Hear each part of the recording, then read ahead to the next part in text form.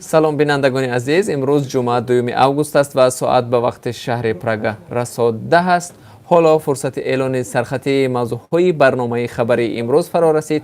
тафсилоти ин ва гузоришҳои дигарро дар барномаи ахбори озодӣ соати расо 1 дар пахши мустақим ва ҳам сабти онро дар саҳифаи озодӣ видео дар шабакаи иҷтимоии YouTube метавонед тамошо кунед. сироҷиддин муҳриддин вазири корҳои хориҷаи тоҷикистон имрӯз дар душанбе аз қувваҳое гуфт ки мехоҳанд марзи тоҷикистону қирғизистонро ноором кунанд. вазир ки дар як нишасте бо хабарнигорон суҳбат мекард дар бораи вуҷуди қувваҳои ба ном севум иттилоъе дар даст нест гуфт, аммо вуҷуди чунин қувваҳоро дар умум тасдиқ кард. гуфтаҳои вазир дар ҳоле ҳастанд ки дар натиҷаи муноқишаи рӯзи 22 ва 23 июл дар Борух ва Оқсой 1 нафар аз Тоҷикистон кушта ва 20 тан аз ду ҷониб захмӣ шуданд. бинандаи арҷманд дар нишаст вазир дар робита ба масоили доғи дигар ҳам дахл кард. барномаи ахборро бубинед, дар ин бора ба тафсил бароятон хоҳем гуфт. ҷангалҳои Сибирро ки оташ зад ё худ оташ гирифтанд?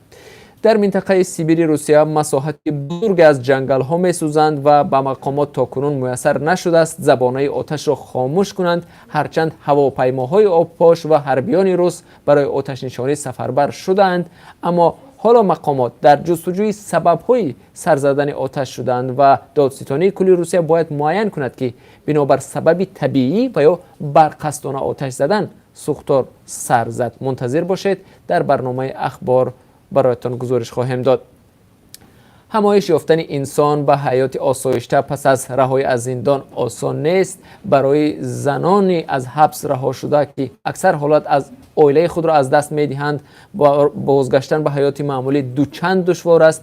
дар барномаи имрӯз гузорише дорем ки қаҳрамонаш занест ки аз зиндон раҳо шудааст, аммо тавонист кореро барои худ эҷод кунад ва зиндагии худу ду фарзандашро таъмин созад. ҳарчанд ин гуна қиссаҳо ангушшуморанд. бинандаи арҷманд то камтар аз 3 соати дигар ин гузоришро дар барномаи ахбор хоҳед дид. бинандагони азиз, айни замон дар шаҳри Душанбе якбора дар ду ниҳоди муҳим, вазорати молия ва кумитаи андозии Тоҷикистон, масъулон ба суолҳои хабарнигорон посух медиҳанд.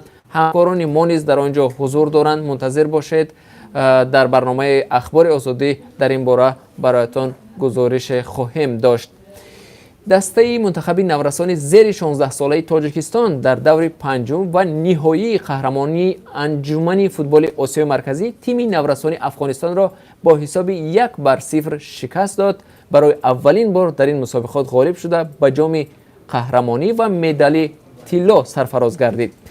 барои тими футболи Тоҷикистон ин муваффақияти камназир аст. дар барномаи ахбор гузорише дорем аз шореҳи варзиши радиои озодӣ Нарзуллоҳи Латиф. дар ин бора моро ҳамроҳӣ кунед, онро бо ҳам мебинем. бинандагони азиз, чанд лаҳза пеш ба дасти мо хабари нохуши дигаре низ расид. бар асари садамаи нақлиётӣ дар роҳ ба вилояти Мухтори Кӯҳистони Бадахшон 5 нафар ҷони худро аз даст доданд. ҳодиса рӯзи 1 август имсол дар мавзеи яхчипуни ноҳияи Шамсиддини Шоҳин рух додааст. ҷузъиёти ин ҳодисаро айни замон ҳамкорони мо пайгирӣ доранд.